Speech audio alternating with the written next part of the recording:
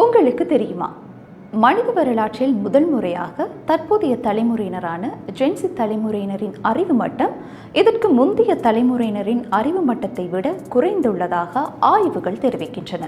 அதாவது கடந்த 100 ஆண்டுகளுக்கு மேலாக ஒவ்வொரு புதிய தலைமுறையும் அதற்கு முந்தைய தலைமுறையினரை விட அதிகமான அறிவு மட்டத்தை பெற்று வந்திருக்கின்றார்கள். இந்த முறையை தான் ஃப்ளைன் எஃபெக்ட் அப்படி என்று கூறுவார்கள். ஆனால் தற்போது இந்த ஃப்ளைன் எஃபெக்ட் என்ற முறையானது தலைகீழாக மாறுவதாக ஆராய்ச்சியாளர்கள் தெரிவித்திருக்கிறார்கள். அமெரிக்க நரம்பியல் விஞ்ஞானி வைத்தியர் ஜெரட் கூனி ஹாவர்ட் தொழில்நுட்ப பயன்பாடு இளைஞர்களின் மூளையை எப்படி பாதிக்கின்றது என்பதை விளக்கியுள்ளார். நாம் தகவல்களை ஆழமாக வாசிக்காமல் மேலோட்டமாக பார்க்கும் பழக்கத்திற்கு மாறியுள்ளோம். தற்போது நாம் எதற்கும் நமது சிந்தனைகளை பயன்படுத்தாமல் கூகுள் அல்லது கால்குலேட்டர்களை சார்ந்திருக்கும் காக்னிட்டிவ் ஓவர்லோடிங் முறையினால் சிக்கலான பிரச்சனைகளுக்கு தீர்வு காணும் நமது மூளையின் திறன் குறைந்து வருகிறது.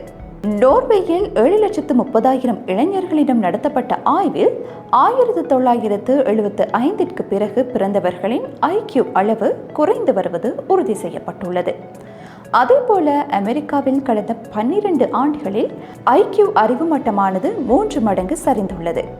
இன்றைய மாணவர்களால் 200 முதல் 300 பக்கங்கள் கொண்ட புத்தகங்களை படித்து புரிந்து கொள்ளும் கவனக்குவிப்பு, அதாவது அட்டென்ஷன் ஸ்பேன் இல்லை என பேராசிரியர்கள் கவலை தெரிவிக்கின்றனர்.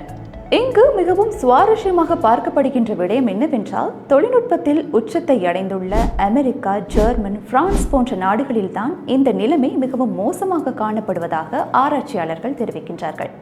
அதே சந்தர்ப்பத்தில் வளர்ந்து வருகின்ற நாடுகளான இந்தியாவாக இருக்கலாம், அதே போன்ற இலங்கை போன்ற நாடுகளில் இந்த மாதிரியான விடயங்கள் இன்னமும் அந்த அளவுக்கு பாதிப்பை ஏற்படுத்தவில்லை என்பதையும் அவர்கள் சுட்டிக்காட்டியிருக்கின்றார்கள்.